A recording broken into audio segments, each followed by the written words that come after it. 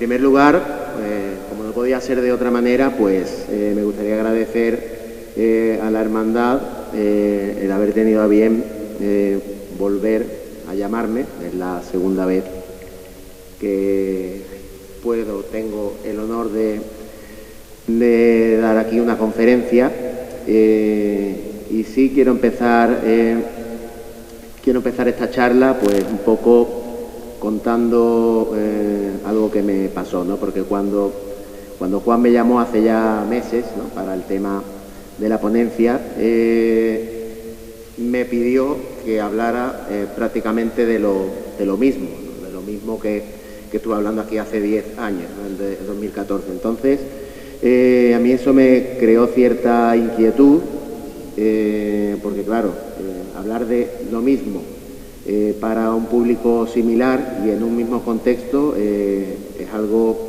bastante complicado. Entonces, al tiempo, pues me tomé esta propuesta como una especie de reto, ¿no?, y me daba la oportunidad de enfrentarme de nuevo, ¿no?, a los crucificados de mesa, pero esta vez desde otra perspectiva, ¿no? Porque tradicionalmente hemos considerado que estas imágenes, lo que nosotros conocemos como imágenes religiosas, son la expresión indiscutible de la fe y de la creencia de aquel que la encarga. Pero hoy aquí vengo a plantear una alternativa a este modelo interpretativo, que no es otra que abordar las imágenes como lo que son realmente y fueron en su época, artefactos complejos y no transparentes como los vemos hoy, partiendo de, como diría el filósofo Paul Ricard, una especie de maniobra de sospecha. Ese es mi punto inicial, sospechar. Es por todos sabido que el uso de postizos en la escultura era una práctica común desde la antigüedad. Estos se utilizaban para dotar de mayor realismo a las efigies, y de ahí que ojos, dientes, pelo e incluso las llagas de la pasión fuesen recreados con materiales que provocaran la ilusión de la vida en estos simulacros sagrados. Un caso particular, el que aquí les traigo, lo tenemos en ciertas obras novohispanas. Estamos en el México del siglo XVIII. El recurso habitual del vidrio para ojos y lágrimas, el marfil de los dientes o el pelo natural, aquí es ampliado con el uso de espejos en la boca. La restauración de estas imágenes reveló unos pequeños espejos de vidrio alojados, como ven ahí, en la parte posterior de la boca, y lo curioso de este particular es que, dado que estas imágenes tienen la boca entreabierta, su ángulo de visión es realmente reducido y su apreciación se limita a un leve reflejo de luz. Entonces, ¿por qué colocar estos espejos para casi no ser vistos? Y es posible que esto tenga una explicación más sencilla de lo que pensamos. La palabra castellana adoración, del latín adoratio, pertenece al lenguaje religioso universal y expresa tanto el culto que se le debe a Dios, que es la latría, como a los actos, fórmulas o gestos mediante los cuales se realiza la postración o proquinesis. En el Antiguo Testamento, esta última alude a la inclinación corporal hasta el suelo. Se dirige al Dios verdadero y a los ángeles que lo representan. El sentido profundo de la adoración es el reconocimiento de la grandeza de Dios. Al final de los tiempos, todos los pueblos se postrarán en su presencia, nos decía Isaías. Sin embargo, en el Nuevo Testamento, los verbos proskinein y piptein, o lo que es lo mismo, postrarse y adorar, forman parte ahora de una colección de más de 30 vocablos que se refieren al culto. Y aunque la adoración solo puede darse a Dios, la novedad respecto al proskinein es la de tener como término de ella a Jesús.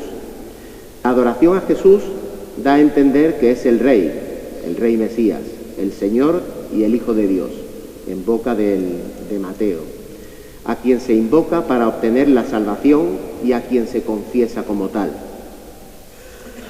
La adoración, pues, es un gesto religioso por el que el hombre demuestra quién es su dueño, y en sentido absoluto, proskinein significa participar en el culto, hacer oración, adorar, y afecta también al lugar donde se manifiesta la presencia de Dios. La adoración es el sentimiento religioso más importante, la actitud religiosa fundamental.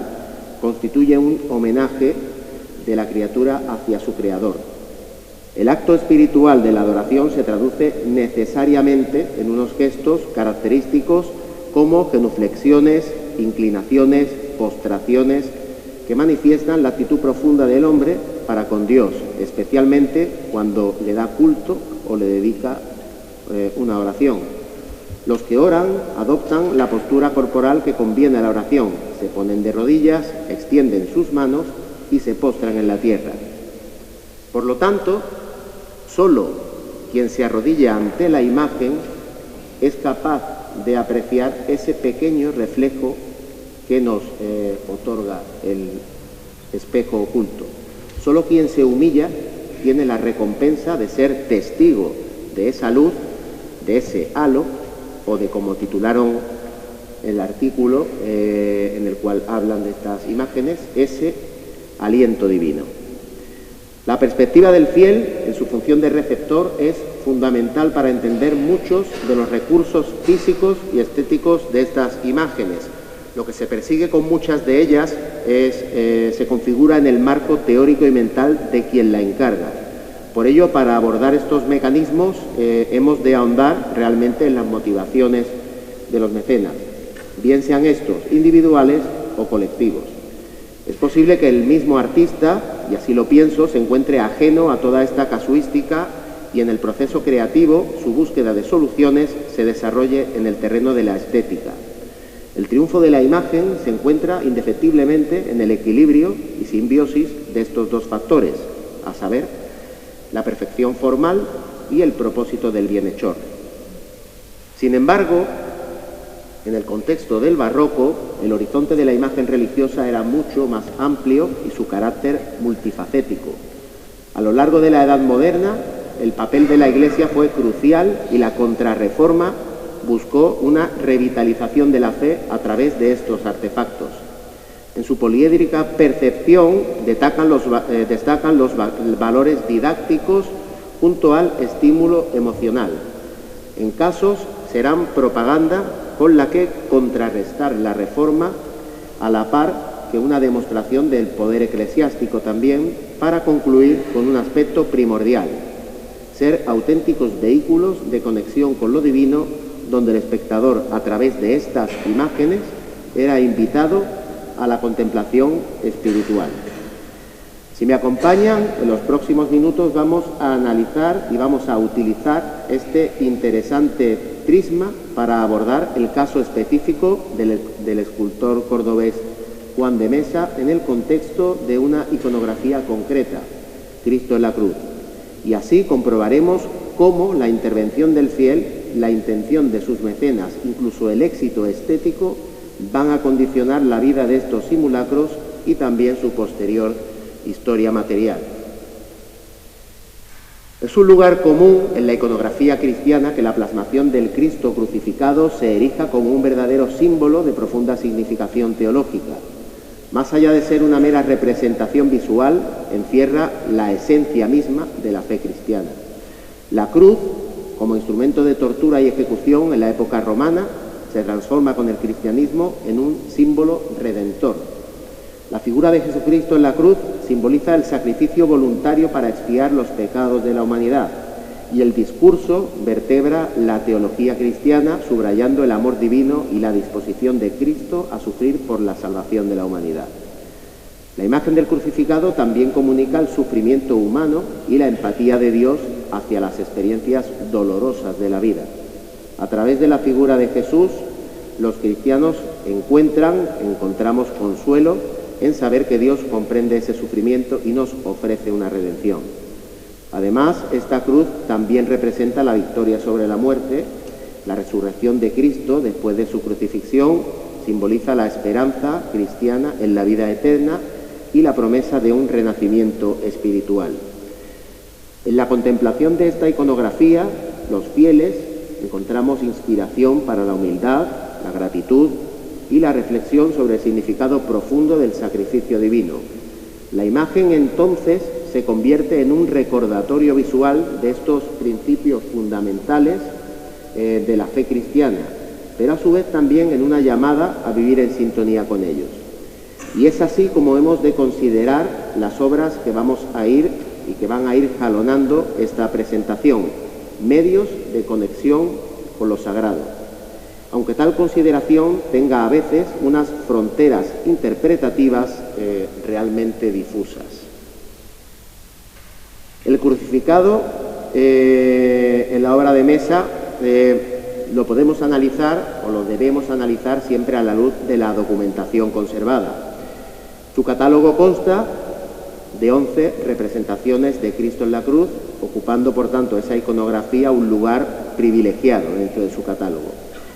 Y no por ello, y no solo por el número de estos simulacros, sino también por la calidad técnica e impacto estético de los mismos.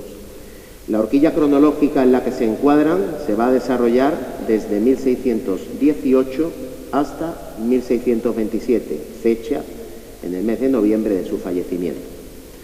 Uno de los grandes conocedores de la obra de Mesa, el profesor Hernández Díaz, reconocía que el crucificado era habitualmente una obra de madurez, ¿vale? Porque de un maestro consumado que debe aunar, por un lado, el conocimiento, la pericia, pero también esa comunicación y fervor religioso. Cierta es su apreciación, aunque no tanto la estructura que jerarquiza sus obras. Si bien la división en etapas de una producción francamente escasa es deudora del conocimiento en un momento concreto, hoy, creo, nos encontramos en disposición de alterar esta manera y proponer un acercamiento global a su obra, eso sí, sin denostar lo anterior. Las incorporaciones a su catálogo atribuido, junto a identificaciones que emparentan documentos y obras, nos hacen reflexionar que compartimentar un periodo productivo de poco más de una década puede limitar las posibilidades de abordar correctamente el conjunto de su obra. Dicho de otro modo, plantear un acercamiento a la producción de Mesa como conjunto, como ente global, quizás derive en un plano interpretativo mucho más cercano a la realidad que experimentaron en su momento de creación. El mismo investigador nos hacía ver que pasados 3 siglos estas imágenes siguen gozando del favor público, y lo decía así, el fervor, y puede afirmarse que seguirán exaltando y arrancando oraciones y sentimientos sobrenaturales. Así lo decía el profesor Hernández Díaz. Esto va a ser posible porque Mesa se expresará a través de sus obras. Estas serán su lenguaje y la dialéctica que emana de ellas hará posible que su proyección transgreda y supere las fronteras comunicativas que se habían establecido en el pasado, recuperando en cierto modo aquella corriente espiritual relacionada con el humanismo cristiano de carácter marcadamente cristocéntrico, que no es otra que la devoción moderna, La mayor parte de los crucificados que veremos serán el epicentro de devociones interiores y de meditación. 3 serán los grupos que requieran los servicios del escultor para la plasmación de esta iconografía. Inicialmente, hermandades y cofradías, que serán 3 de órdenes religiosas y 5 de particulares. Hoy en día, de esos 3 procesionan 5, pero que en su origen eran de orden religiosa, en este caso jesuita, y de particular. Y me he tomado la libertad de hacer una especie de esquema para ver qué nos dicen los documentos en cuanto a la producción de crucificados. Aquí lo tenemos de modo cronológico y vemos cómo se van superponiendo. Esto no es empezar uno, terminar y empezar otro, sino que es un desarrollo más o menos orgánico, y esto creo que es bastante identificativo, más que decir de tal a tal año. Vemos, por ejemplo, que el primero que hace, que es el Cristo del Amor, documentalmente tenía 3 meses para hacerlo y se va a 2 años. Realmente no estuvo 2 años haciendo el crucificado, y ahora después vamos a ver por qué. Su precio, el precio estipulado, serían unos 1000 reales. Este encargo va junto con una dolorosa, que después de hacer unos cálculos, investigar un poco el modelo económico del momento y su traslación a la actualidad, pues serían como unos 2.500 euros. Yo creo que algunos de nosotros se lo encargaríamos a día de hoy porque el precio es bastante asequible, pero bueno, la vida también ha cambiado mucho. El Cristo de la Conversión, el Cristo de la Compañía de Sevilla, que es el de la Buena Muerte, de la Hermandad de los Estudiantes. Debajo tenemos el Santo Cristo de Tejada, que es el de Madrid. Me hubiera gustado ponerlo en una línea, pero se me pasaba, ¿no?, en la pantalla. Y después tenemos otra época importante de la iconografía, entre el 22, 23 y 24, con el Cristo del Patronato, que hoy está en la iglesia de Santa Isabel, el Santo Cristo de la Agonía de Vergara, San Pedro de Lima, entonces, serían como una especie de grupo, el Santo Cristo de Fontiveros de Osuna y este Cristo de la Veracruz. Si ven, hay una continuación, ¿no?, amarilla, que se va velando, y eso quiere decir que el Cristo realmente se terminó en el año 22, pero hasta diciembre del 24 no parte, porque este va a Lima, y no se sabe realmente dónde está, si está en el taller, si está almacenado en algún lado. Lo normal es que estuviera en algún recinto jesuita. Y en la parte inferior, pues ya el último Cristo de Hernando de Santa Cruz y el no identificado para el pintor de imaginería Antonio Pérez. Y esto pasado a números, que así lo podemos ver, pues nos va a dar una especie de equilibrio, ¿no?, económico. Ya en un momentito pues abordaremos esto de un modo más ordenado, pero ahí hay un hueco, ¿no? Tenemos 11 Cristos y hay un hueco. Precisamente es este Cristo el que deja ese hueco económico, porque no sabemos realmente lo que costó. Esto puede ser intencionado o no, ya puede ser que no lo sepamos porque el documento o la documentación se haya perdido, quizá nunca haya existido, o que directamente no se quería abordar nuestra problemática, porque el mismo Cristo de la Conversión, él cobra lo que tasan el Cristo, no lo que él pide o lo que se estipula, sino el Cristo creen que por su calidad se tasa posteriormente en 1.100 reales y eso es lo que cobra. Pero más o menos tenemos una línea equilibrada, ¿no? En un plano eminentemente figurativo, en el cristianismo existía una confluencia teórica centrada en la utilización inteligente y fundamentada de la imagen, aludiendo siempre, como he dicho, a esta como vehículo de culto sobre su ascendente divino. En paralelo a todo ello, a los ríos de tinta en que derivó ese intento de justificación teórica, ya San Ignacio, años antes del mismo Concilio de Trento, se dio cuenta de la importancia de estas imágenes y sobre todo su impacto en la sensibilidad del espectador. Es precisamente este aspecto el que pretende encauzar en sus ejercicios espirituales, propulsando su uso y extremando el realismo y el verismo, llegando a conformar lo que se llama la composición del lugar, un entorno tanto visual como táctil. En otras palabras, llegar a la realidad a través de los sentidos. Estaremos de acuerdo que el mayor grado de impacto lo iba a conseguir la escultura. Ahora la problemática se ceñía sobre qué tipo o en qué tipo de representaciones volcar esta misión. El propio Ignacio tomará como base diferentes textos donde convergen elementos dogmáticos y necesidades espirituales, como puede ser la vida de Cristo de Ludolfo de Sajonia, aunque la exigencia de un modelo de imitación se refleja mejor en la obra del beato agustino Tomás de Kempis, en su obra Imitatio Christi, o Imitación de Cristo, cuya primera edición data de 1418. Este recomendaba meditar acerca de la pasión de Cristo a través de un momento preciso, que es la propia crucifixión. Dicho texto surge al amparo de una literatura específica conocida como Ars Moriendi, que son una especie de guías con los procedimientos para llegar a una buena muerte, o dicho de otra manera, cómo morir bien. Esto puede explicarse ya que se da en un periodo de calamidades, males, pestes y epidemias, donde la muerte estaba muy presente y intenta sentar las bases de esa muerte cristiana para que sea digna. Pero ¿qué tipo de crucificados se estaban dando en el entorno de Kempis y en los que él mismo recomendaba meditar?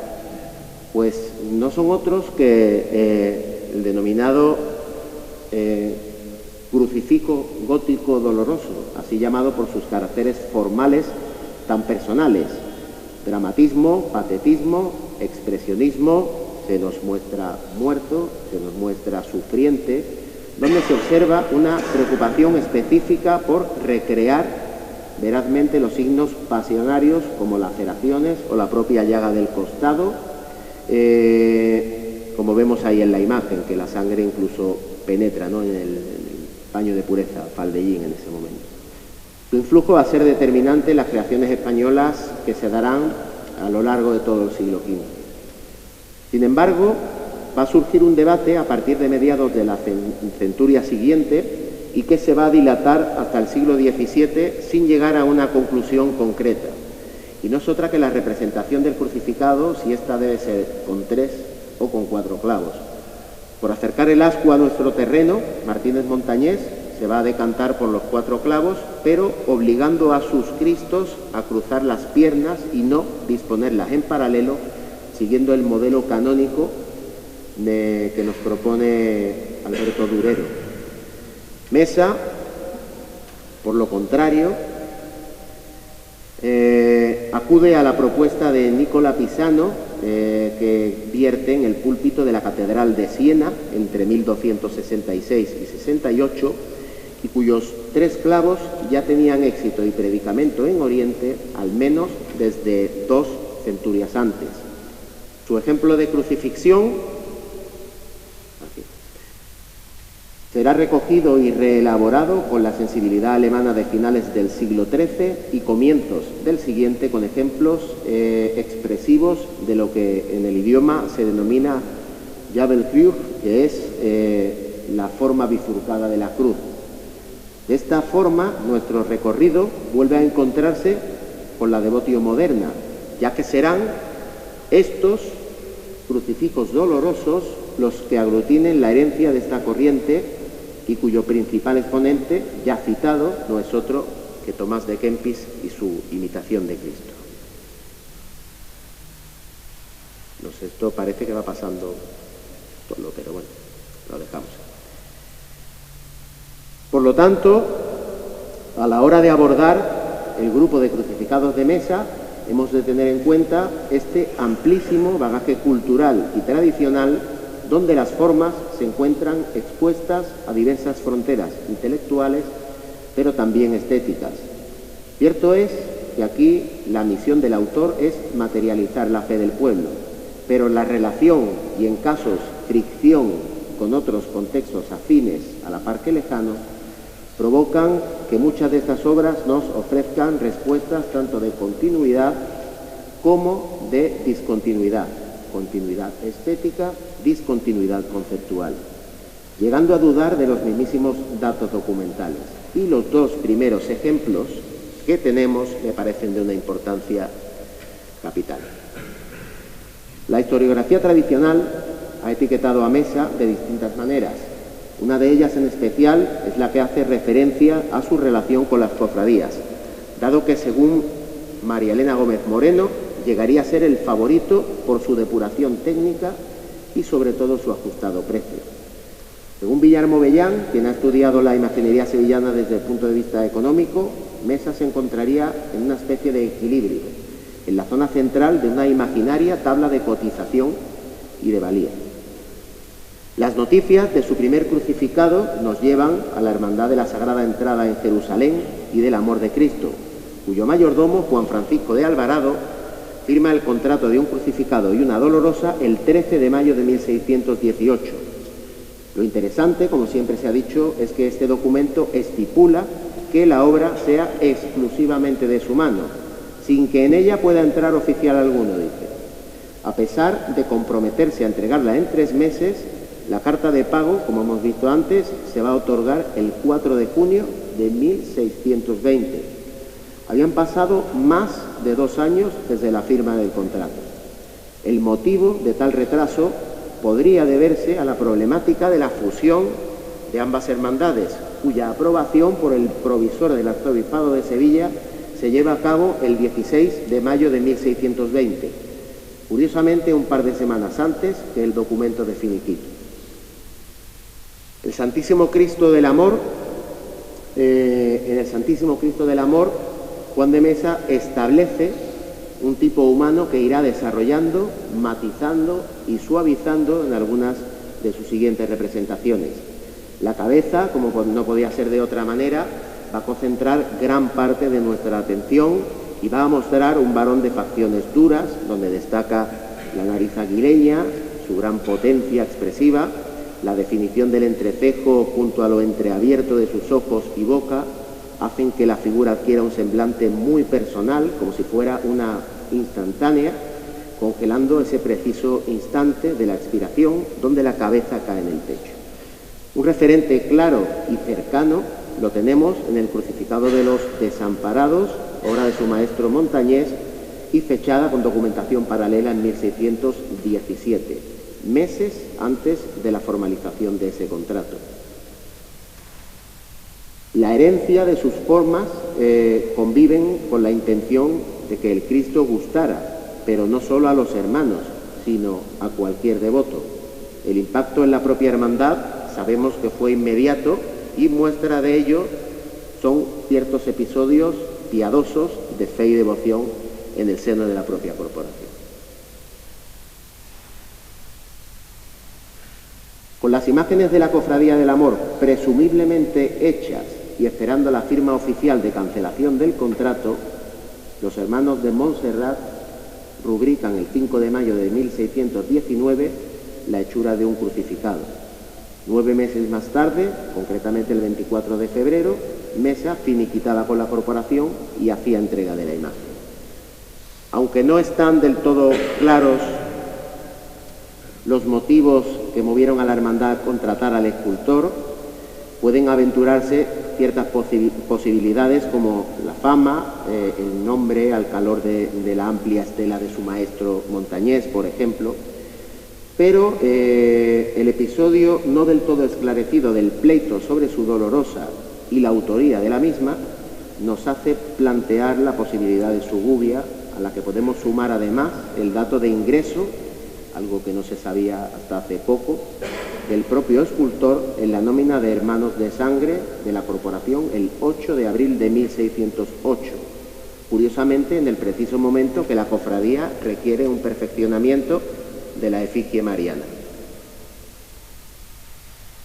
11 años más tarde, la corporación decide acometer la hechura de su Cristo en base a una traza, lo que es un dibujo, que el escultor había facilitado.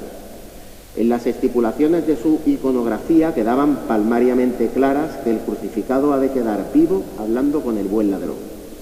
Me gustaría hacer un breve paréntesis en este momento porque, como veremos enseguida, Mesa va a sufrir, entre comillas, el éxito de una de sus imágenes, que va a ser el actual Cristo de la Buena Muerte de la Hermandad de los Estudiantes.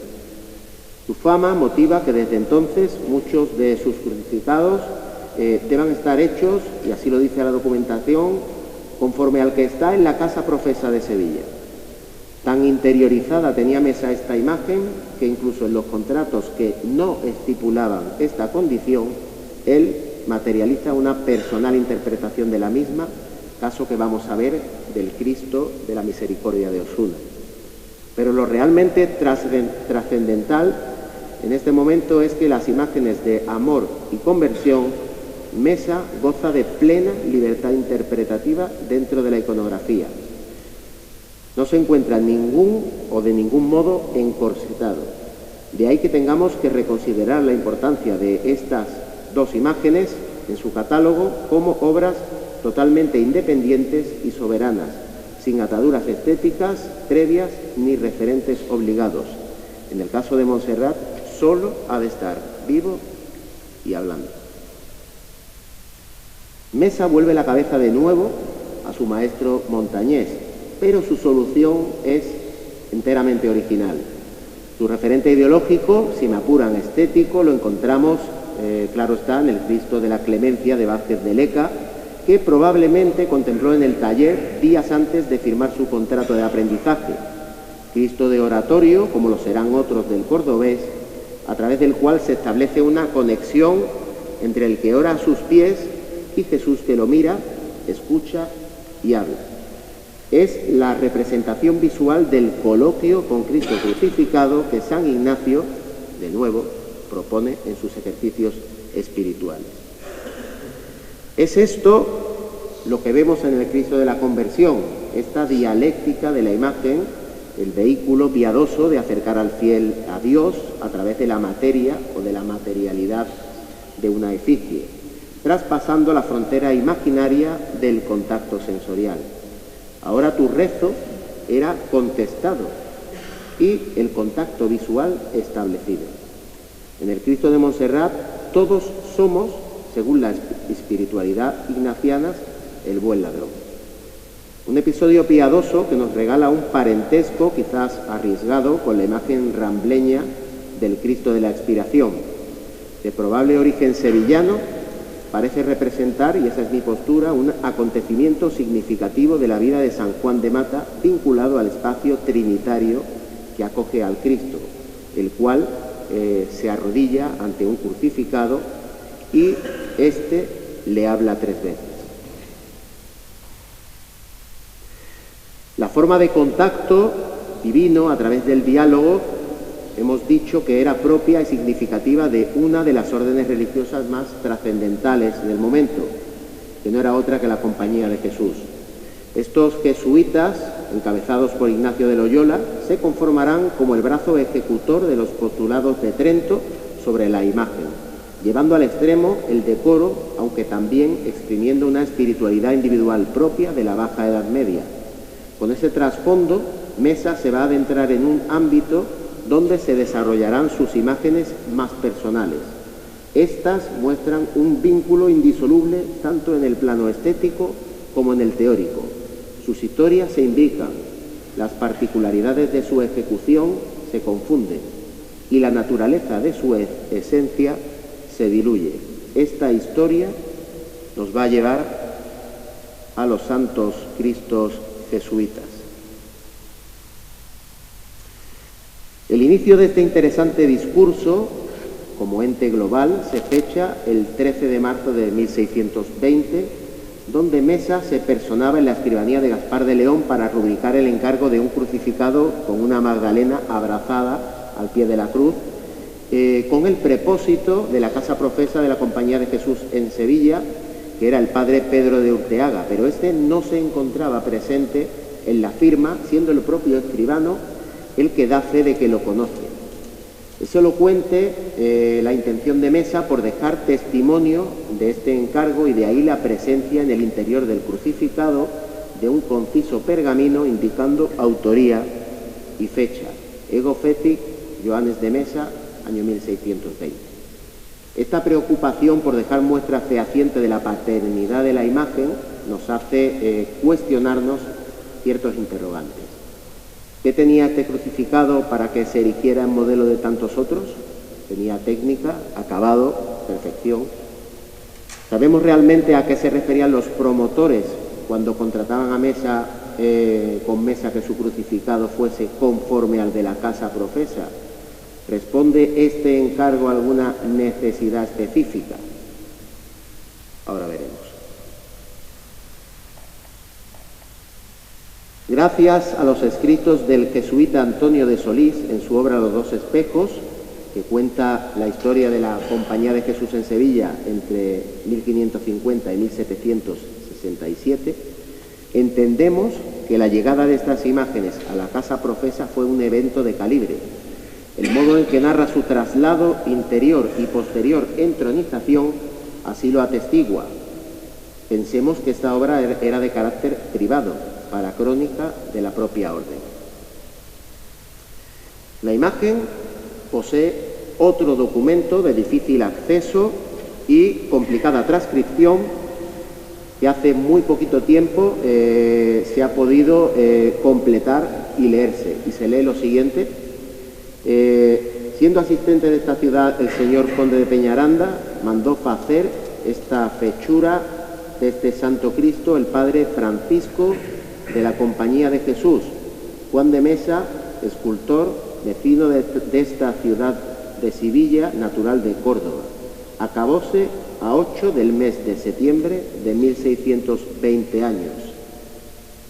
Si volvemos a la diapositiva anterior, vemos que ese padre Francisco, lo tenemos ahí destacado en rojo, se refiere al padre Francisco de los Cameros, que no solo encarga la imagen, sino que, según esta crónica, también es quien solicita y paga el retablo que acogía las imágenes en la década de 1620. Por lo tanto, el padre Francisco encarga al Cristo, la Magdalena y el retablo que los acogía. En 1687, la profesa de Sevilla, o en la profesa de Sevilla, sucede lo siguiente. El prepósito Nicolás de Burgos hizo y doró el retablo que hoy tiene la iglesia dedicado al Santo Cristo y le añadió a los dos lados las imágenes de Nuestra Señora Dolorida y del apóstol San Juan, y en el segundo cuerpo el nacimiento de este mismo Señor. La hechura de estas obras, que tenemos aquí, la de la derecha específicamente, puede atribuirse, y así lo pienso, al quehacer de Pedro Roldán en relación con otras obras como las del retablo del Hospital de la Caridad, los Santos Juanes de la Cofradía de la Quinta Angustia o la Carretería, y también sus más recientes incorporaciones como los que configuran el Calvario con el crucificado, que es el que tenemos ahí a la derecha, que hoy está en la iglesia de San Francisco del Puerto de Santa María y que actualmente se ubican en la casa de los Pisa en Granada, cuya fecha puede orientativamente marcarse entre 1675 y 1699. Entonces, ¿qué explicación podemos dar a este encargo? Nuevo retablo e imágenes para un nuevo mensaje. El retablo no tenía más de 70 años. Quizás pueda iluminarnos esta parcela otro crucificado que debía realizar conforme al que está en la Compañía de Jesús de la Casa Profesa de Sevilla. Hemos visto que las imágenes eran colocadas en su altar el primer domingo de Cuaresma de 1621 y eso sucedía un 28 de febrero. El 16 de marzo, Mesa afirma lo siguiente: yo, Juan de Mesa, escultor, vecino de la Collación de San Martín, otorgo en favor de Jerónimo Ramírez, vecino de la Magdalena, y digo que por cuanto soy convenido y concertado con el susodicho de hacer una hechura, que es lo que tenemos ahí, de Cristo del natural, conforme al que está hecho en la Compañía de Jesús de la Casa Profesa de Sevilla. No es descabellado pensar que Jerónimo Ramírez estuviera en el propio evento de entronización de las figuras anteriores, y más aún siendo discípulo de Juan de Roelas, quien había realizado los lienzos para la majestuosa máquina retablística de la iglesia principal pocos años antes, entre 1604 y 1606. Es más, quizás sin saberlo, pudiera ser que alguna de sus creaciones fuera tomada como inspiración por Mesa para crear este tipo o este modelo de crucificado. Téngase en cuenta la obra Cristo, ejemplo de mártires, llevada a cabo por Roelas y sus discípulos en 1615 y con una procedencia más que probable del convento de la Merced Calzada de Sevilla, donde la presencia del pintor está documentada. Recordemos que es precisamente en estos años, 1615-16, cuando Mesa contrata con Fray Alonso de la Concepción, comendador de los mercedarios de Fuentes de Andalucía, un San José con el Niño. Incluso tuvo otro referente directo gracias a la contemplación del tríptico del Calvario que Franz Franken ejecuta en 1585 para el Hospital de las Bubas, cuyo edificio ocupó la Orden Hospitalaria de San Juan de Dios, a cuyo prior, Fray Juan de Contreras, Mesa llevó a cabo un San Carlos Borromeo en 1618. Muy probablemente este Cristo fuera realizado para un oratorio privado que poseía en su vivienda don Francisco de Tejada y Mendoza, que no era cualquier cosa, era el presidente de la Casa de la Contratación, o lo fue, entre 1616 y 18, pasando posteriormente a ser miembro del Consejo de Castilla y residir en Madrid. Por lo tanto, Jerónimo Ramírez es un mero intermediario.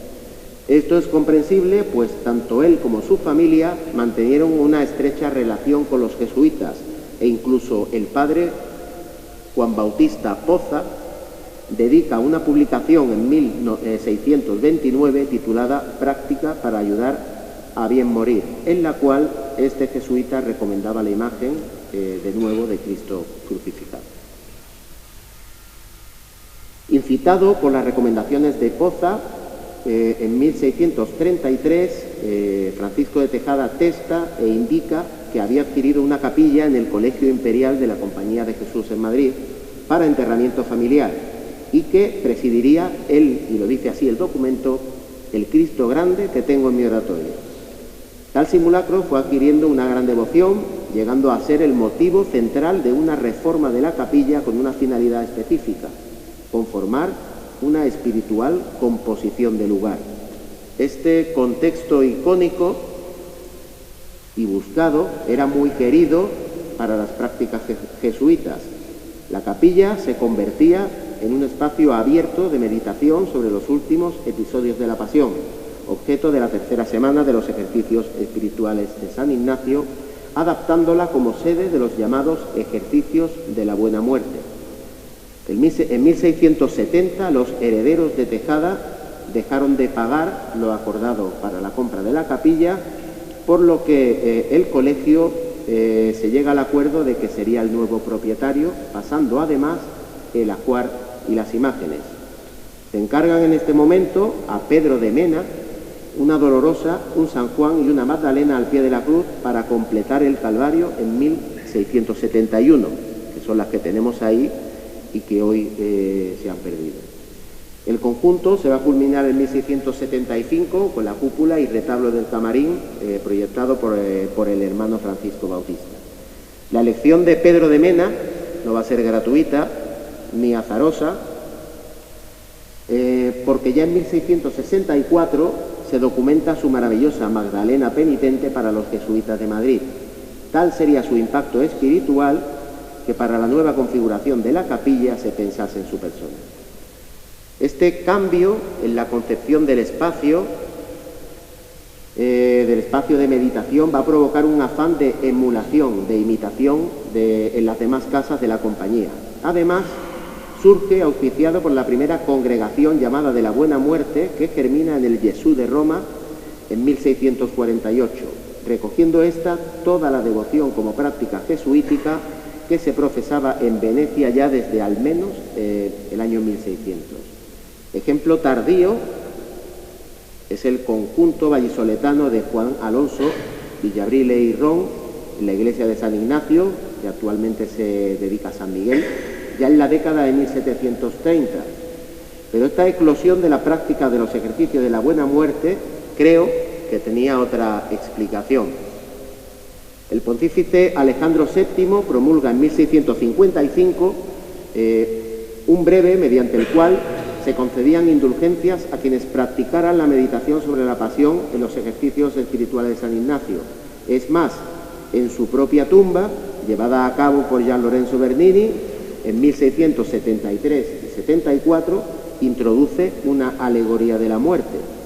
Por lo tanto, cuando volvamos a 1687 y a la Casa Sevillana, cuando se encarga ese nuevo retablo y esas imágenes de Dolorosa y San Juan, porque la Magdalena de Juan de Mesa ya la tenía, lo que se estaba intentando era imitar todas y cada una de las capillas de la Buena Muerte en las otras casas jesuíticas, y no solamente de la península, sino con vistas a la propia Italia. Volvamos a 1622. Tras 4 crucificados, Mesa ya se encuentra en boca de todos. Las noticias de su Santo Cristo jesuita lo han relacionado, aunque sea virtualmente, con élites y la potencia expresiva, simbólica y devocional de sus imágenes, ya estaba fuera de toda duda. Así nos vamos a adentrar en la historia de un simulacro que el propio autor tuvo que resucitar. Me refiero al actual Cristo de la Misericordia que atesoran las hermanas filipenses del convento de Santa Isabel. Los documentos de su contrato, firmado en enero de 1622, nos remiten a un encargo por parte de los mercedarios del convento de San José. Sin embargo, la realidad es sensiblemente distinta y la aparición del elemento jesuita se encontraba en el sustrato de este documento y además en las bases de una institución bastante particular. Doña Juliana Sarmiento, viuda de un escribano público, muere el 7 de septiembre de 1621 y declara en su testamento como único heredero a un patronato instituido por ella para ayudar a casar antiguas mujeres descarriadas. Este estaba constituido por el padre jesuita Miguel de Escobar como presidente, los mercedarios Fray Domingo de los Santos y Fray Juan de la Cruz como vicepresidente y fiscal, un mayordomo, Jerónimo Orozco, y todos ellos, a excepción del primero, aparecen en el contrato con Juan de Mesa. Muy probablemente el jesuita Escobar aconsejara sobre la posibilidad de que fuera este escultor quien llevara a cabo la imagen, poniendo como ejemplo el Cristo que había realizado para culto interno de la Casa Profesa en septiembre de 1620, de nuevo el titular de la Cofradía de los Estudiantes. Celestino López Martínez trabajó acerca de los patronatos y hermandades de la adolescencia sevillana en el siglo XVI, y él nos dice que las efigies del crucificado presidieron estos recogimientos de adolescentes pecadoras, poniendo el ejemplo de este Cristo advocado de la misericordia, como imagen para lograr el arrepentimiento de las pecadoras adolescentes y habiendo presidido ese patronato de Juliana Sarmiento. Hoy además se le conoce también como el Cristo de las arrepentidas. Y si decimos todo esto es porque el Cristo se hizo y entregó muerto. Y posteriormente el propio Mesa modificó su fisonomía para que se mostrara vivo. De ser así, y si nuestras pesquisas son correctas, estaríamos asistiendo a un nuevo ejemplo de espiritualidad jesuita para un ámbito restringido al recogimiento y búsqueda de respuestas anímicas. Todo esto se fundamenta en su cambio de estado de Cristo muerto a vivo y dialogante, pues durante la restauración se averiguó que la pieza realmente se finaliza el 7 de noviembre de 1622, pero la carta de pago es casi un año posterior, en septiembre de 1623. Y más aún cuando su expresividad poseía cierto halo desconcertante. Se constata además que la llaga que ostentó en su costado fue tapada y los regueros de sangre disimulados en el propio proceso de creación del simulacro. Es, por tanto, este vínculo jesuítico el que determina su casuística, fluctuando entre la buena muerte y el diálogo con el crucificado.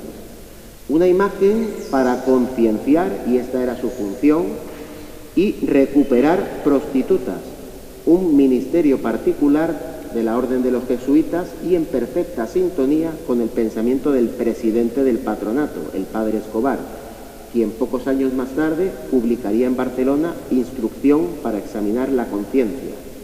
Se justificaba así esta metamorfosis figurativa con la alteración de su propia esencia. En la esencia del crucificado yace su carácter reflexivo, siendo foco de plegarias del devoto. Tal es la idea que rondaba por la cabeza de Diego de Ontiveros o Fontiveros, a la sazón canónigo de la Colegial de Osuna, cuando en septiembre de 1623 encarga a Mesa el que sería su octavo crucifijo. En el plano estético, a pesar de no imponerse, como he dicho, como modelo el Cristo de la Profesa, el parangón es indiscutible. El Cristo, de tamaño menor que el natural, estaba pensado como imagen de oratorio y cumpliría dos requerimientos. uno derivado del rezo y de la plegaria y otro mucho más profundo relativo al anhelo de salvación. Ya hemos hablado del coloquio que San Ignacio establece con el crucificado y sabemos que el canónigo tenía especial preocupación por su capilla y su enterramiento, una especie de inquietud existencial hacia la muerte, la cual le llegaría 9 años después del crucificado. Precisamente uno de estos cometidos más importantes de los jesuitas era el asistir al moribundo para éste desde la confesión tuviese una buena muerte. Y esto, como ya hemos visto, había motivado todo lo que se llama una literatura doctrinal procedente de las ars moriendi de la Baja Edad Media. Postrimerías, ayudar a bien morir, preparación y eternidad son conceptos clave que centran este discurso jesuita. Uno de los mensajes más importantes de Trento va a girar, curiosamente, en torno a la confesión y a la penitencia. El cardenal Roberto Bellarmino indica que para la confesión el mejor pasaje van a ser las lágrimas de San Pedro, las cuales eran símbolo de arrepentimiento con una honda significación dogmática, y esto va a derivar en una constitución como símbolo del sacramento de la penitencia. Bellarmino nos ofrece además otro ejemplo, María Magdalena como imagen de penitencia que con la expiación de los pecados a través de las lágrimas se erige como motivo de meditación. Tanto así que podemos entroncar el camino espiritual de la Magdalena con una erudición que se manifestaba Santa Catalina de Siena con el nombre Doctrina de las Lágrimas. Nos dice que el deseo más grande del alma es alcanzar la perfección y ésta avanza hacia ese estado a través de las lágrimas que nacen del corazón. El corazón se manifiesta en los ojos. ¿Tiene presente Fontiveros la enseñanza de la Santa Dominica en su Cristo? ¿Es posible? Pues la misma nos relata en una de sus cartas: abraza al crucificado, amante y amado, y en él encontrarás la vida verdadera porque es Dios que se ha hecho hombre. Ardan tu corazón y tu alma por el fuego del amor obtenido de Jesús clavado en la cruz. Estas lágrimas de Santa Catalina, las del arrepentimiento de San Pedro y la redención de María Magdalena, son las que vemos en el Cristo de Fontiveros, única representación del crucificado de Juan de Mesa que muestra o las muestra ostensiblemente surcando su rostro.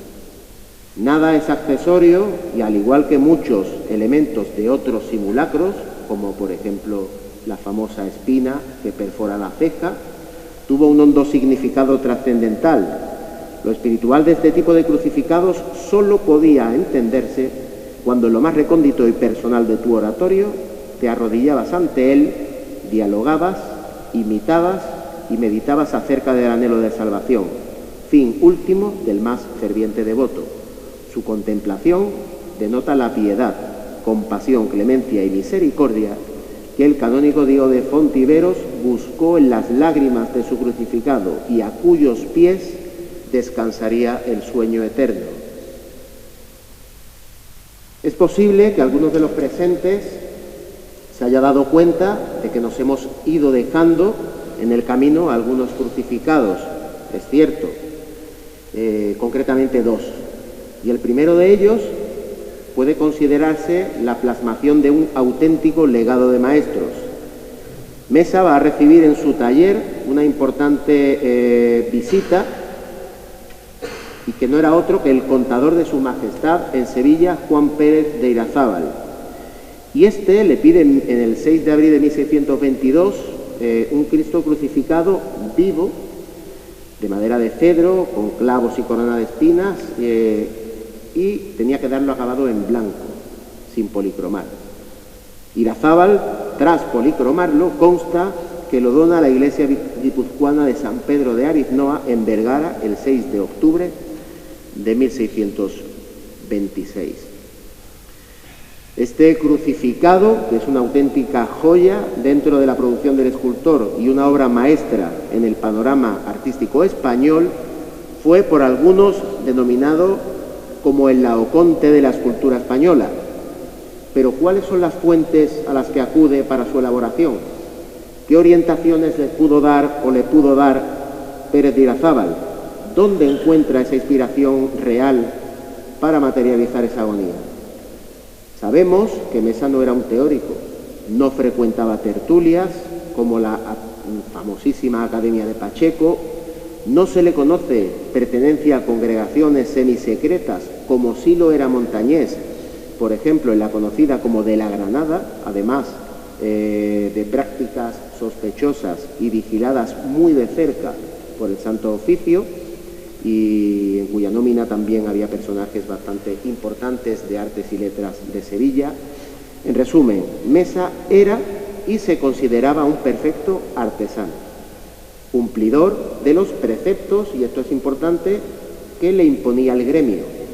Por tanto, no hemos de buscar enrevesados influjos o inspiraciones lejanas, como esta del Laoconte, sino acudir a lo más próximo, dicho en lenguaje coloquial, a lo que tenía más a mano.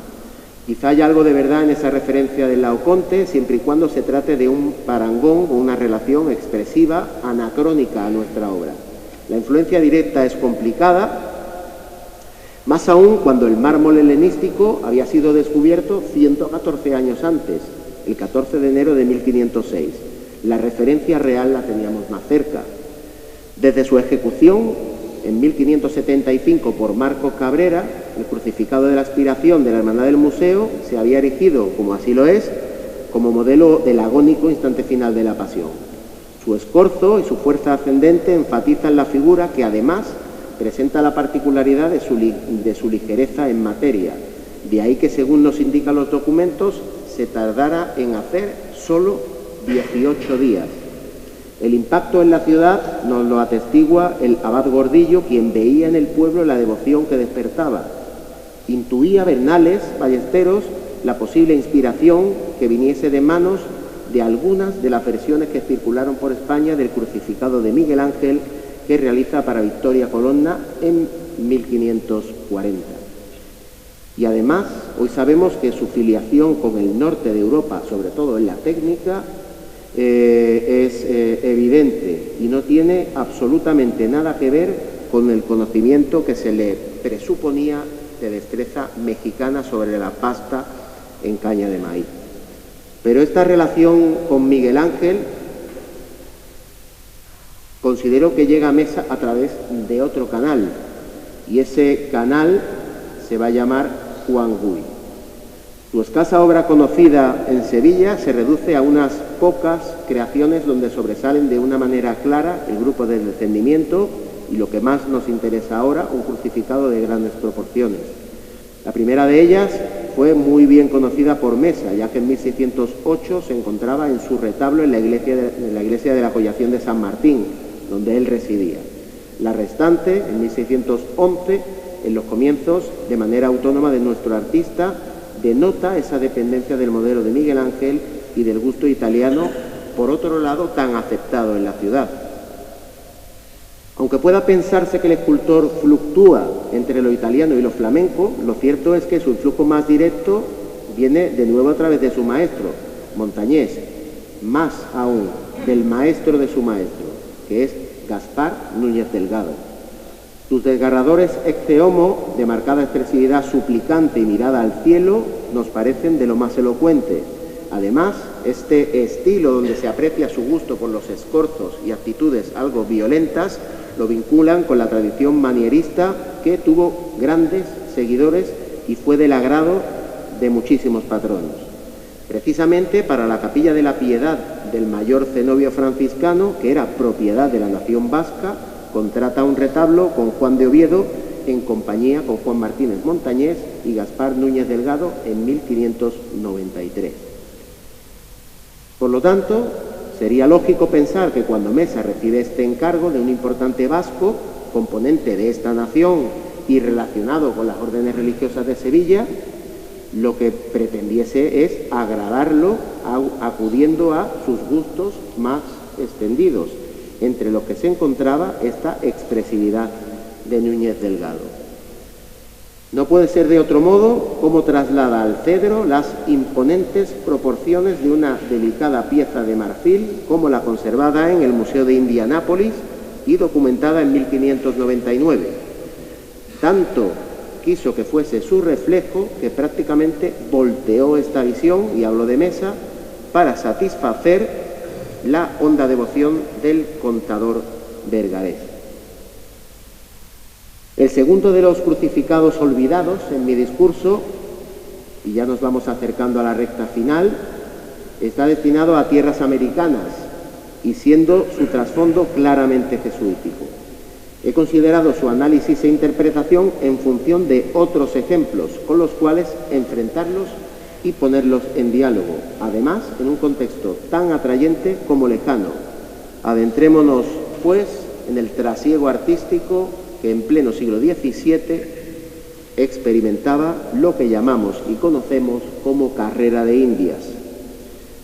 Tenemos constancia que el hermano jesuita Nicolás de Villanueva traslada a la ciudad de los Reyes una escultura de bulto de un Cristo crucificado de tamaño natural por valor de 1.600 pesos. A priori, solo se constata el traslado de la imagen por el jesuita a Lima. Sin embargo, Mesa firma un poder notarial al año siguiente, 1625, otorgando potestad al pintor Fabián Jerónimo, que era vecino de Lima, para que pudiese cobrar lo que le debían por ese Cristo que había enviado a esta ciudad y que no le habían pagado por completo.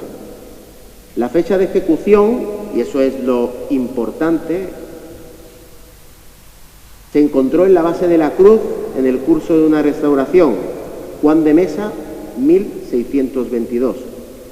Quizá la reelaboración de la historia fuese algo parecido a lo que les voy a contar. El recinto donde se encuentra el Cristo fue el antiguo Colegio Máximo de San Pablo, y la iglesia que hoy vemos es realmente la tercera, y fue acordada construir en base a los planos de la que hemos visto en esta presentación, que es la iglesia del Jesús en Roma, en 1618. Siendo 10 años más tarde concluida 3 de las capillas de la iglesia a falta de la cúpula, que se haría en 1635. 3 años después se llevaría a cabo la solemne dedicación. Se da la circunstancia que es en pleno proceso de construcción, 1622, cuando culmina el último envío de la magna y dilatada obra del retablo de San Juan Bautista de la Catedral de Lima, que ya hemos citado. Comprobado está que el estilo sevillano que se importaba en la escultura y que incluso algunos artífices difundieron fijando residencia en la propia ciudad, era algo realmente trascendental, ¿no? Y si a esto unimos que las imágenes pasionistas de Mesa cumplían cualquier expectativa teológica, y sobre todo en el plano jesuita, se formalizaría el encargo con el escultor con el fin de ocupar un lugar privilegiado en la iglesia del flamante colegio limeño. Mesa cumple con la ejecución en 1622. No obstante, debido a alguna circunstancia, la imagen demoró su envío a tierras americanas, permaneciendo presumiblemente en el taller o en alguna de las ubicaciones jesuitas de la ciudad, porque el traslado, como ya hemos dicho, no se llevaría a cabo hasta diciembre de 1624. Este crucificado va a coincidir, por tanto, con el de Osuna y con el que hoy nos acompaña.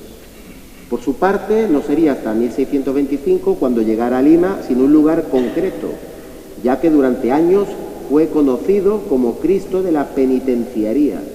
Esta capilla, finalizada en 1659, estaba destinada a los ejercicios de oración y penitencia, y es donde celebraban sus reuniones, entre otras congregaciones, por ejemplo, la Escuela de Cristo. ¿Es casualidad que cumpliese una función similar al Cristo de la Profesa de Sevilla y a sus hermanos conceptuales? Posiblemente no. Pero su contacto con lo espiritual o con la espiritualidad no se ciñe al plano exclusivo de la compañía. Según nos relata el padre Salazar, el virtuoso jesuita peruano Alonso Mesía instituye la devoción de las 3 horas, la agonía de Cristo nuestro Señor, y método con que se practicaba en el colegio de la Compañía en Lima. Podemos leer, y cito, que para parecerse a Cristo usó mucho de la devoción de orar en cruz, unas veces de rodillas, otras de pie o tendido en el suelo, ya en su aposento, ya de noche en la iglesia, se estaba por largo tiempo representando la cruel postura en que padeció su Dios y cómo, extendidos así los brazos, se elevaba su consideración hacia el misterio. Practicaba y recomendaba mucho, por consejos de Santa Gertrudis, este modo de honrar al Señor crucificado con el recuerdo de su dolor y de su ignominia. Es elocuente que estos modos de orar podamos rastrearlos desde tiempo atrás y muy relacionados con las llamadas 9 maneras de Santo Domingo, 9 maneras de orar. Según nos ilustra un anónimo miniaturista del siglo XIII a través de un manuscrito conservado en la Biblioteca Vaticana y fechado en 1260, podemos apreciar la similitud de algunos de estos modos de rezar con que el Padre Mesía adoraba al Cristo limeño. Estos, además, el Cristo sería conocido como Cristo de los ejercicios, aglutinando un pretérito bagaje devocional, haciendo lo propio ya en pleno siglo XVIII.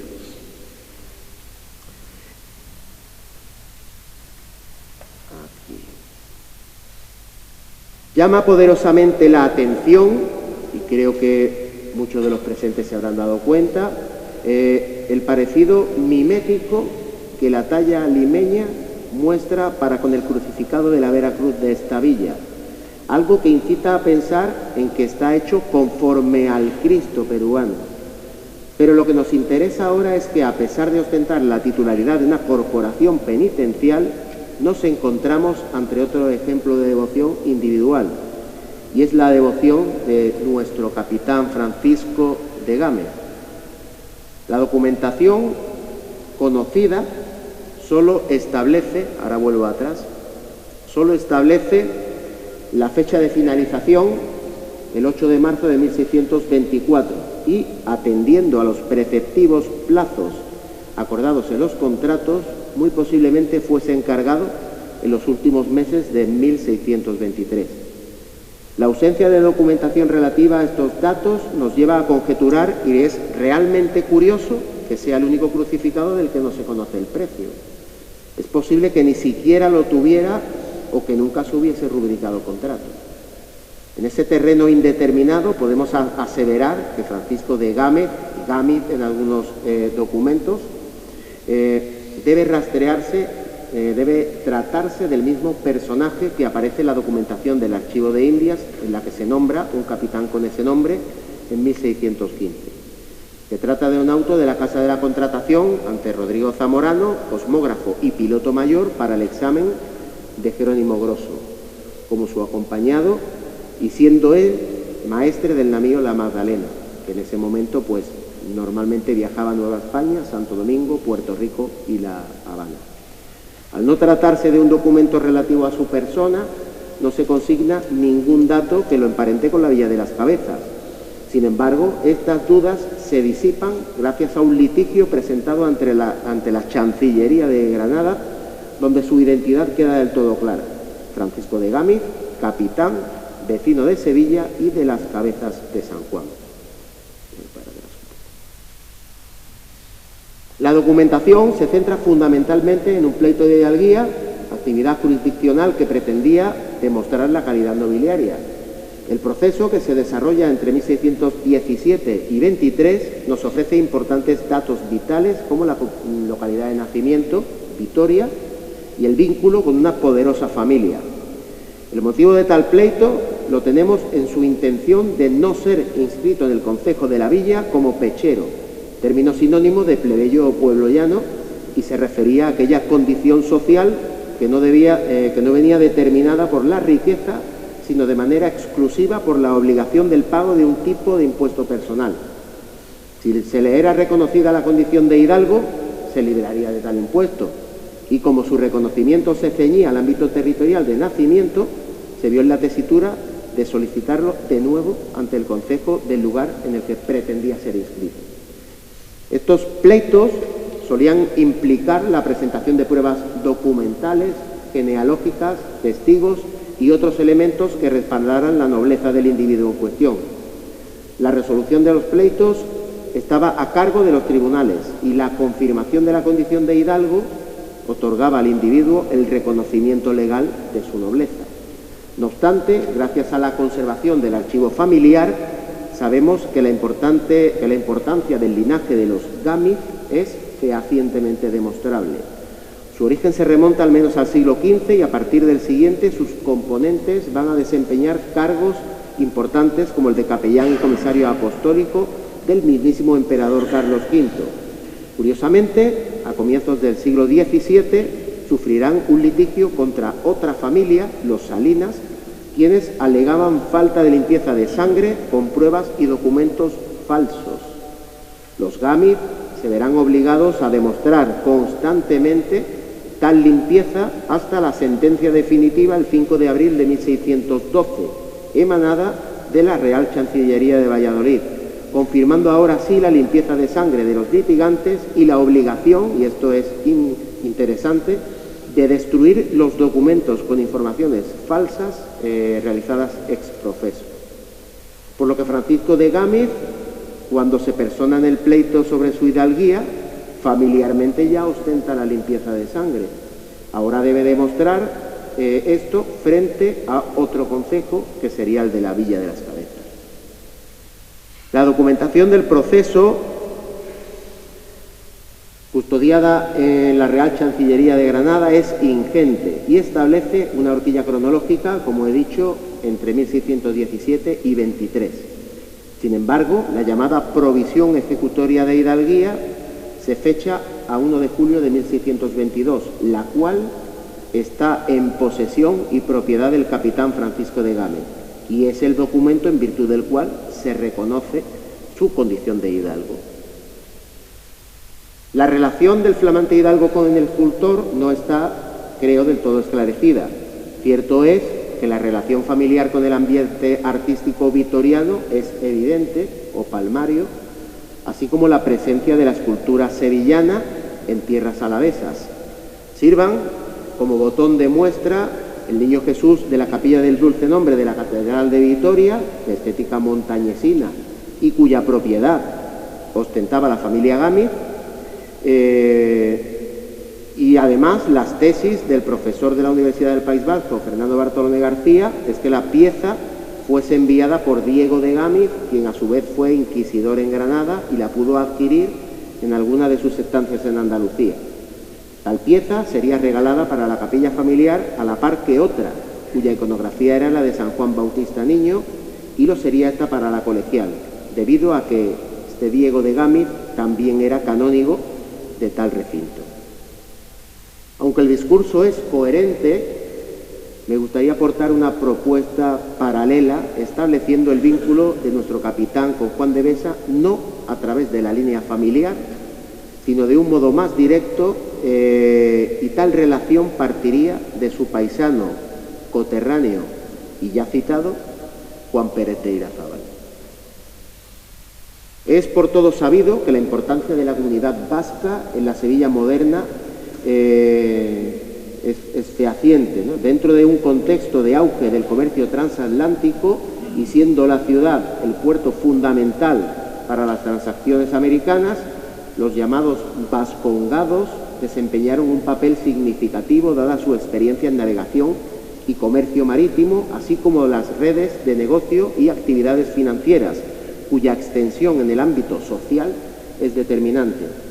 Muchos miembros de la comunidad ostentaron una posición destacada dentro de la vida económica y cultural de Sevilla. Socialmente hablando, también se ha observado cierta endogamia. Considerados como una minoría dominante dentro de la carrera de Indias, Luzgardo García nos habla también del, y cito, afán desmesurado por controlar los grandes resortes de la vida política, económica y religiosa de la España moderna. No solo no se resignaron al desarrollo de las empresas mercantiles, sino que procuraron su presencia física o la presencia física de sus miembros en las instituciones y órganos de gobierno. Más allá de este suculento ámbito, se posicionaron también en la vida religiosa. Sin ir más lejos, el arzobispo de Sevilla, en 1571, era vasco, Cristóbal de Rojas y Sandoval. Pocas décadas antes, en 1540, los vascongados residentes en Sevilla habían fundado la llamada Congregación de Nuestra Señora de la Piedad, con sede en el antiguo convento Casagrande de San Francisco, el cual en la imagen vemos ya parcialmente derruido. Únicamente podían formar parte de ella guipuzcoanos y vizcaínos, y buen cuidado siempre mostraron para evitar la infiltración de elementos que no fuesen naturales de las provincias de Guipúzcoa o del señorío de Vizcaya. Por tanto, alaveses y navarros quedarían excluidos.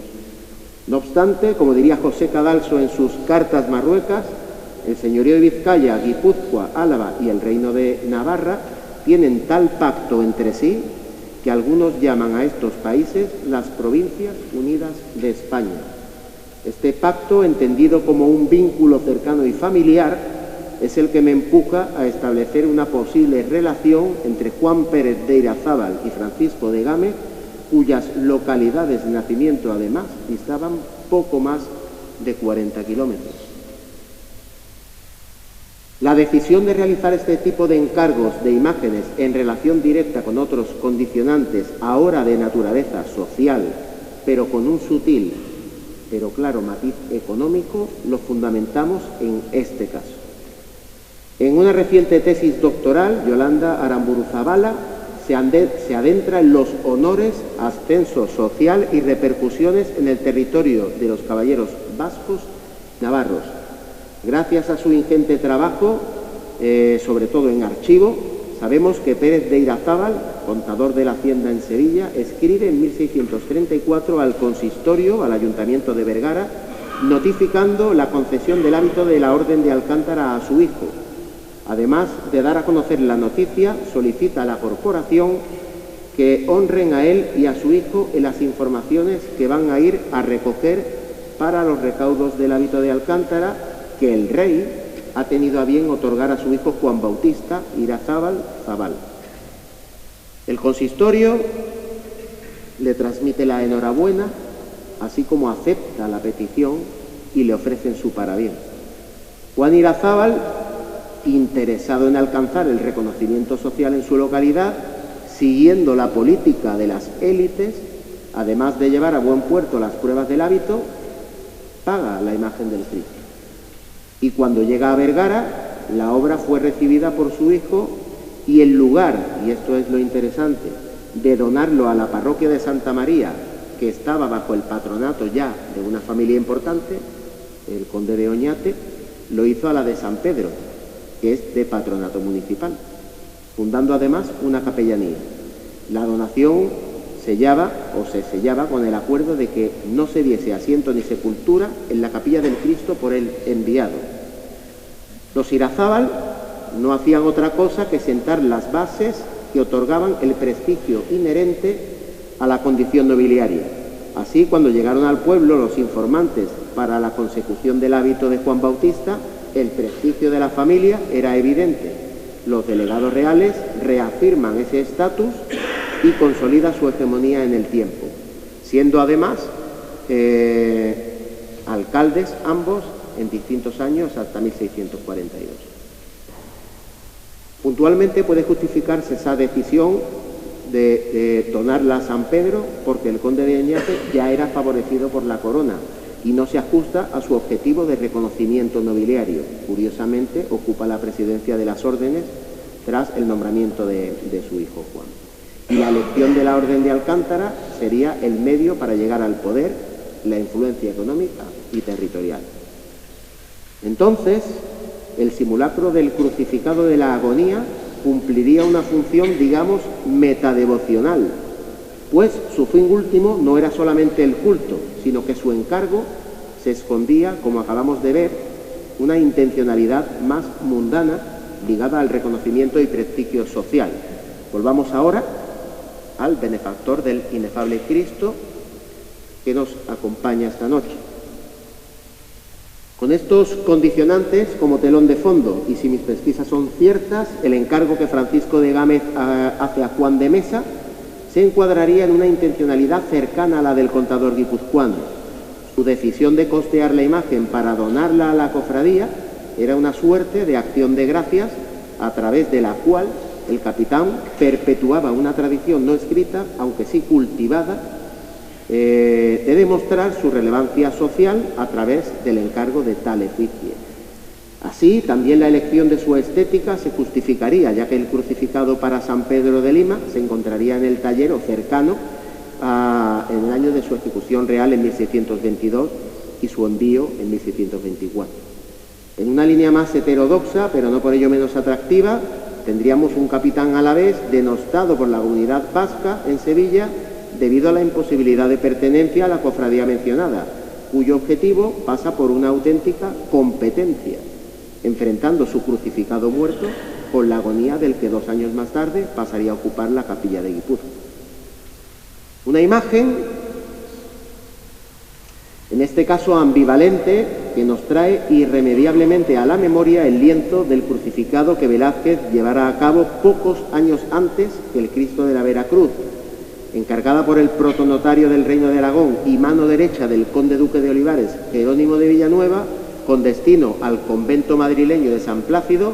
La imagen del Cristo velazqueño podría explicarse como una manera de demostrar su piedad y heterodoxia religiosa, al salir indemne y victorioso de un peligroso y complejo proceso inquisitorial en el que se había visto envuelto.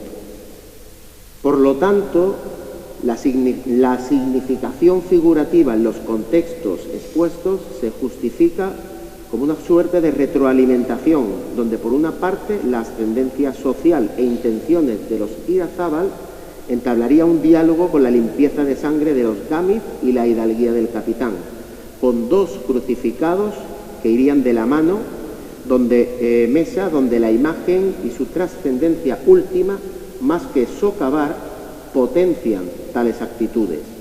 El trasfondo de las imágenes y su interpretación discurre ahora entre la teología y el estatus, entre lo espiritual y el prestigio, demostrando la naturaleza propia de aquellos mecanismos de legitimación fundamentados en la imagen religiosa, donde patronatos, patronos, patrocinios y donaciones forman parte de una estrategia semioculta para consolidar su posición en la sociedad.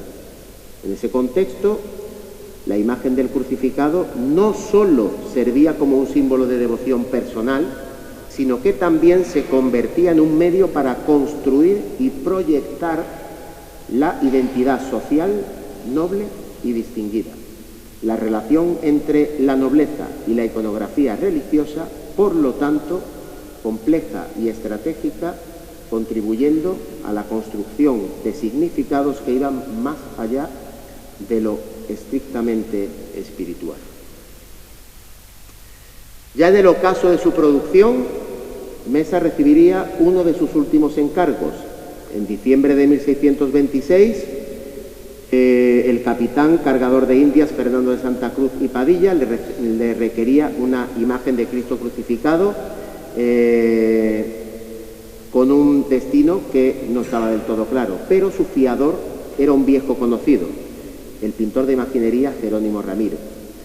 Ya el profesor Bernales, en su magnífico estudio Escultura montañesina del Virreinato del Perú, que este año además cumple medio siglo, nos ofrece una acertada visión sobre el mecenas de esta imagen. Fernando de Santa Cruz y Padilla pertenecía a una de las familias más ilustres de Lima. Él, junto a su esposa María de Hinojosa, son ascendientes de los condes de San Juan del Urigancho. Fernando desempeña altos cargos en Lima como contador mayor del Tribunal de Cuentas, familiar del Santo Oficio y capitán de las compañías gentiles, de gentiles hombres de a caballo y arcabuces. Sin embargo, en sus viajes a la península prefiere actuar solo con una dedicación, la de cargador de Indias, que es la que aparece en el contrato, porque le permitía llevar gran número de mercancías. Gracias a sus potentes lazos familiares, el Cabildo Eclesiástico de Lima tuvo a bien concederle entierro en la capilla de San José, que después será de Santa Apolonia, porque tenemos constancia de la compra en 1625 de esta santa en el taller de Montañés, que habría de entregarla en blanco, con el fin de presidir el retablo, no este, uno anterior, hoy desaparecido. Presumiblemente, la obra, la Santa Apolonia, viajaría a Lima junto al crucificado que hoy atesoran las Madres Dominicas. El origen familiar de este capitán lo podemos situar en Alonso de Santa Cruz, que además era de ascendencia conversa, quien casa con Jerónima de Félix, y de este matrimonio da origen a una línea familiar que va a mantener un vínculo férreo con la península ibérica, en concreto Madrid y Sevilla, gracias a su relación con otra familia importante, que eran los Saavedra. Hernando será el hijo de este matrimonio, siendo bautizado en Lima en 1588. Según Francisco García Domínguez, le cito, los Santa Cruz vienen a representar un modelo de linaje que en el marco del sistema atlántico supo aprovechar los distintos mecanismos, instrumentos y oportunidades que ofrecía la realidad hispánica para alcanzar durante los siglos XVII y XVIII importantes cotas de poder, prestigio e influencia. Los servicios como capitán, además, fueron objeto de un memorial de méritos que elevó al Consejo de Indias en 1627, cuyo objetivo no era otro que obtener gracias y mercedes. Por ello se le concede una plaza como contador del Tribunal de Cuentas, ingresa como familiar del Santo Oficio, a pesar incluso de ser de origen converso.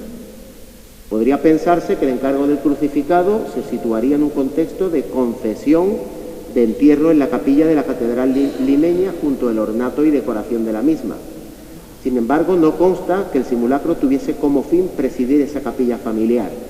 Es cierto que el crucificado constituye un jalón dentro de esos procesos de ascenso social, donde el uso de la imagen religiosa y su poder transgrede los límites de lo devocional para incurrir en lo que llamamos una naturaleza ambiciosa de quien los encarga. Pero esto no esclarece ningún motivo o en ningún caso el motivo que provoca que termine entre los muros del flamante convento de Santa Catalina de Siena, en la Ciudad de los Reyes. Para eso, y es lo último que vamos a decir, vamos a excavar en los entresijos del origen de ese recinto y las mundanas intenciones de sus fundadoras Lucía y Clara Guerra de la Daga. Fue la mismísima Santa Rosa la que instigó la fundación de un monasterio de Madres Dominicas en la ciudad, algo que no vio materializado, pues murió pocos años antes de su construcción, en 1624. Rosa ya había fallecido. Las hermanas Lucía y Clara fueron las elegidas. Desde 1623 tenían claro que el patrocinio de la fundación de un convento significaba algo más que erigir un espacio de oración. Se trataba de un instrumento de poder, elemento de dominación y sobre todo una herramienta al servicio de las metas. Este llamado capital honorífico le confería una innegable capacidad de influencia pública y privada consustancial a su calidad social. En un interesante artículo, Augusto Espinoza, de la Pontificia Universidad Católica del Perú, examina cómo la función de un convento de monjas en Lima y la agencia textual de sus capitulaciones sirvieron a estas hermanas como instrumentos para negociar relaciones familiares y de género para pertenecer a la élite. Así, gracias a las dotaciones económicas, asentaron su autoridad espiritual y a la par que sus aspiraciones encubiertas de control de la familia y préstamos, donaciones de celdas y asignación de becas de ingreso. Junto a ellas, que es lo que más nos interesa, se encontraba el patrón del convento, que era el licenciado Juan de Robles. Este era un prominente y rico eclesiástico, además de mayordomo de la Catedral de Lima y receptor del Santo Oficio. Su relación con el capitán Santa Cruz es palmaria porque la propiedad de la capilla la había concedido durante su mandato. Uno de los principales benefactores del convento, Alonso de Hita y su mujer María de Azpetia, habían profesado a 4 hijas dentro del recinto. Pero a esta mujer le va a suceder algo que le llevaría a su marido a testificar en el mismísimo proceso de beatificación de Santa Rosa de Lima. Y el testimonio, se lo resumo un poco, pero la mujer prácticamente tenía una enfermedad que la mantenía en cama y le daba muy poca esperanza de vida, por lo que Alonso de Hita acudía al convento y se trajo un retrato de Santa Rosa. Y al colocarlo en la cama, dice el documento, solo con verle se levantó de la cama sin calentura y quedó sana. Automáticamente la carga simbólica se revela, ¿no?, como una especie de bien milagroso. Lo importante de este momento es que para dar las gracias por esa curación, la familia va a derivar grandes cantidades de dinero al convento y le van a conceder una capilla que se llama del Santo Cristo como espacio de enterramiento familiar. Ese dato fundamenta la presencia de un crucificado en el convento, que pudiera ser el que abordamos. El vínculo de Alonso con Sevilla es claro porque su hermano vive aquí, los contactos mercantiles son frecuentes y a lo mejor quizás aprovecharía esta cercanía, dado su nombramiento como administrador del convento en 1626, para encargar a través del capitán esta efigie. Sin embargo, y esta es otra línea interpretativa, también podemos proponer que el capitán no es un intermediario, sino que es quien encarga al Cristo de motu propio, para después donarlo al convento debido a la estrecha relación con su patrón, Juan de Robles, o quizás para ahorrarse la dote de la profesión de su hija, la cual ingresa como monja de velo negro, pero ya en 1654. De ser así, la imagen adquiere un sentido radicalmente distinto al que podría adivinarse, en la línea del Santo Cristo de la Agonía de Vergara, en una suerte de presente piadoso en busca de un fin ajeno a cualquier cariz devocional. Se agota así el catálogo de crucificados que conservamos, pero no de documentados. El último, y que va casi a cerrar esta ponencia, nos va a devolver de nuevo al Santo Cristo de la Casa Jesuita, porque el pintor de imaginería Antonio Pérez, en 1627, en mayo, se lo va a encargar en blanco. No tenemos certeza de la ejecución, pues Mesa tiene 8 meses, pero muere a los 6, aunque bien es cierto que también sería plausible su finalización, dada la premura para con algunos encargos. Lo cierto es que no lo declara en el testamento y que nos parece algo clarificador. Tiene obras en proceso, pero no ese Cristo. Por su parte, Antonio Pérez otorga testamento en 1631, 4 años más tarde, y en su texto tampoco aparece nada. El caso de esta obra es especialmente complejo, ya que seguir la pista de estos encargos es propio de una investigación amplia y profunda, que quizás una exhaustiva búsqueda en el enrevesado y amplio entorno artístico del pintor, que ya les digo que es profundamente complejo, nos podría aportar luz y encontrar ese nexo que permita organizar tal rompecabezas. Cierto es que el vínculo profesional de Antonio Pérez con el escultor no es este solo, ya hay al menos 3 y 4 obras donde aparece. Y también con otros escultores como Andrés de Ocampo, quien policroma su crucificado con destino a Comayagua, a Honduras. Y esta relación con Indias podría hacernos pensar en un último envío. Veremos si es así. Corría el año 1642, y ya termino, cuando los piratas holandeses, en su incesante búsqueda de metales y piedras preciosas, invadieron, saquearon y quemaron la región hondureña de Trujillo, incluidas sus imágenes religiosas. Muchas de ellas fueron reducidas a cenizas, quedando en el mejor de los casos gravemente mutiladas. No sin esfuerzo y con cierto peligro, el fraile Anselmo de las Huertas logra rescatar 2 piezas, cabeza y brazo derecho, de lo que en origen era un crucifijo venerado en aquella ciudad. Como si fueran unas verdaderas reliquias, el religioso viajó hasta el norte y, llegando a la iglesia de San Francisco, el Grande, de la ciudad de Santiago de los Caballeros, fue recibido por los franciscanos con profundo dolor. Hoy esta ciudad la conocemos con el nombre de Antigua Guatemala. Estos vestigios fueron colocados en una urna en el primer cuerpo del altar mayor. Obvia decir que su historia de veneración como perpetuo acto de desagravio comenzaría en ese mismo instante. Esta santa cabeza de Trujillo, considerada de escuela sevillana, ha sido relacionada en alguna ocasión con el estilo de Juan Martínez Montañés, al menos desde 1954. Hoy nosotros recuperamos la intuición que don Diego Angulo vertió en la conferencia inaugural de las Jornadas de Andalucía y América y nos atrevemos a decir que consideramos que las formas de esta suerte de mártir se encuentran ostensiblemente más cercanas a las de su discípulo Juan de Mesa. Poco o ningún dato avala nuestra tesis, tan solo el citado año de 1642 como referencia ante Juan, que permite aseverar que la imagen fue realizada con anterioridad. Sin embargo, hasta el momento se encuentra huérfana de documentación escrita, ya que la propia obra, su conservación material, se me antoja como el mejor de los documentos posibles. Los artistas, o al menos la mayor parte de ellos, desempeñan una función de ejecutores materiales en una serie de obras encomendadas por distintos mecenas. El propósito de los mismos escapa de las mentes creativas para transgredir esa frontera que limita sus acciones. La escultura como recurso, como artefacto y herramienta es utilizada para fines diversos y no del todo transparentes. La fe y la devoción se convierten en perfectos parapetos que ocultan unas motivaciones que van mucho más allá de las propias obras. Son las dos caras de una misma moneda.